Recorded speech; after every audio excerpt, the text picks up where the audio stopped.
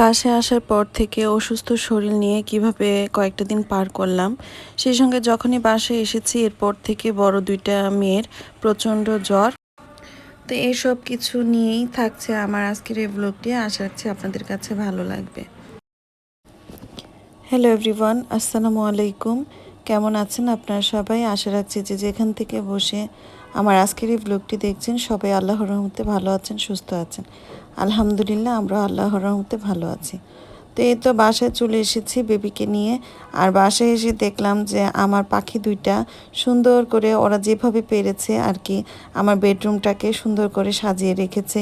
সেই সঙ্গে আতিকা খুব কিউট একটা চকলেট কেক বানিয়েছিল। ছোট মানুষ যেভাবেই পেরেছে, তো মাকে সারপ্রাইজ দিতে চেয়েছিল আর কি। তো আলহামদুলিল্লাহ, বাচ্চাদের এইরকম ছোটোখাটো ব্যাপারগুলো অনেক বেশি ভালো লাগে। তো এখানে আপনাদের ভাইয়া দুইটা ড্রেস নিয়ে এসেছে বেবির জন্য। তো এখানে দুইটা রম্পার নিয়ে এসেছে। আর রম্পারের সাইজগুলো দেখে আমি খুব হাসছিলাম যে এই সাইজের রম্পারও পাওয়া যায়। একদম আমার বেবির মাপ মতন লেগেছে। আর যেহেতু আমার বেবিটা ওয়েটে অনেক বেশি ছোট ছিল, তো এই তো এখানে কিছু চিকেন নিয়ে এসেছে, চিকেন বল বা চিকেন ফ্রাই। তো এখন আমরা সবাই মিলে একটু খেয়ে নিচ্ছি সন্ধ্যার নাস্তা।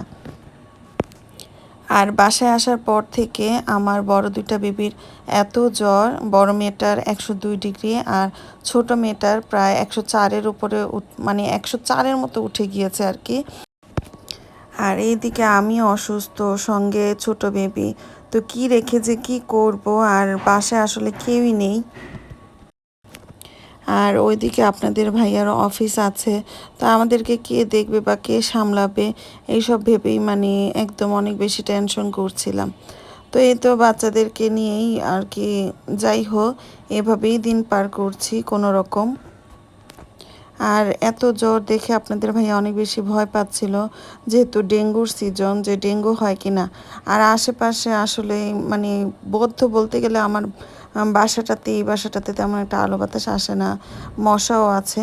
তো যার কারণে একটু ভয় পাচ্ছিলাম। তো এই তো এখানে একটা ডিম সিদ্ধ করে নিয়েছি, তো ডিমটা খেয়ে নিলাম। আর এদিকে 2 দিন যাবত আরিয়া কিছুই খাচ্ছিল না, কোনো খাবারই সে খেতে পারছিল না।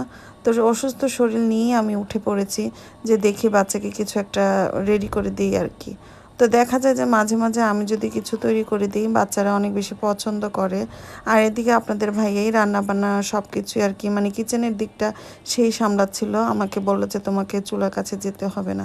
আর আমিও অনেক বেশি অসুস্থ, কিচেনে যাওয়ার মতন কোনো শক্তিই নেই। আর যেহেতু বাচ্চাটা অসুস্থ, তো তা দেখে আর ভালো লাগছিল না।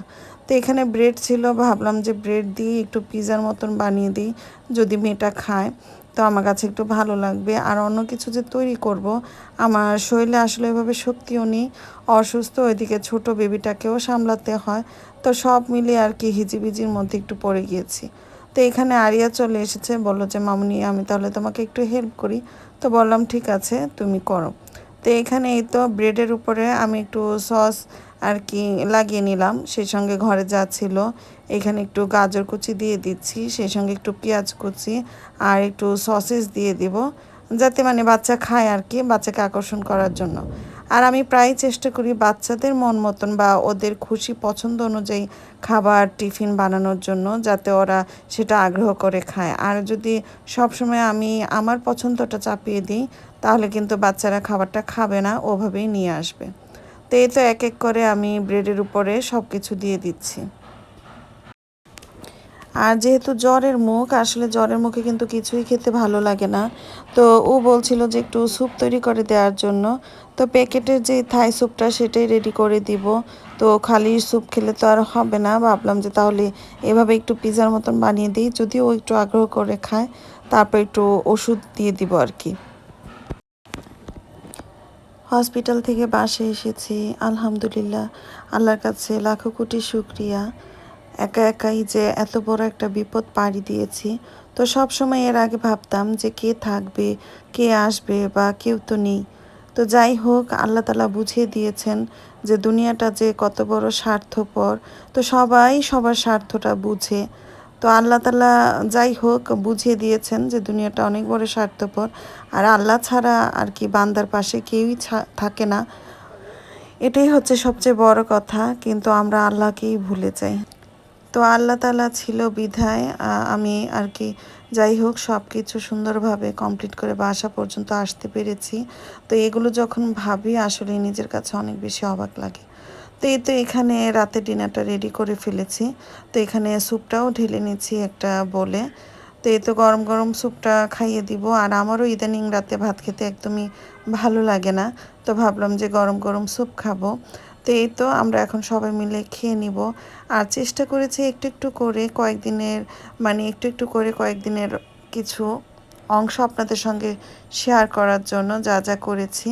তো আশা রাখছি আপনাদের কাছে ভালো লাগবে। আর যেহেতু অসুস্থ আমি অনেক, তো আসলে ইচ্ছা থাকলেও আর কি উপায় হয় না, এই কথাই আর কি। তো এই তো স্যুপটা নিয়ে নিলাম আর বেড়ে দিয়ে দিব বাচ্চাদেরকে। আর ঘরের সবাই অসুস্থ বলতে গেলে। তো আপনাদের ভাইয়া অনেক বেশি সাপোর্ট দিয়েছে আমাদেরকে। তো এই লোকটা না থাকলে আসলে অনেক কঠিন হয়ে যেত, কী যে হতো আসলে আল্লাহ তালাই ভালো জানেন। সেই জন্যই হয়তো বা আপনাদের ভাইয়াকে আমাদের কাছে রেখেছেন। তো এই তো আমি স্যুপটা বেড়ে দিচ্ছি। তো এই তো সবাই মিলে রাতের খাবারটা খেয়ে নিব। আর আপনাদের কাছে কেমন লেগেছে আজকের ব্লগটা সেটাও আমাকে অবশ্যই কমেন্টস করে জানাবেন। তো এই ছিল আমার আজকের ব্লগ। চলে আসবো নতুন আরও একটি ব্লগ নিয়ে। সেই পর্যন্ত আপনারা সবাই ভালো থাকবেন, সুস্থ থাকবেন, আমাদের জন্য দোয়া করবেন। তো দেখা হবে, কথা হবে নেক্সট ব্লগে। সেই পর্যন্ত আল্লাহ হাফিজ, আসসালামু আলাইকুম।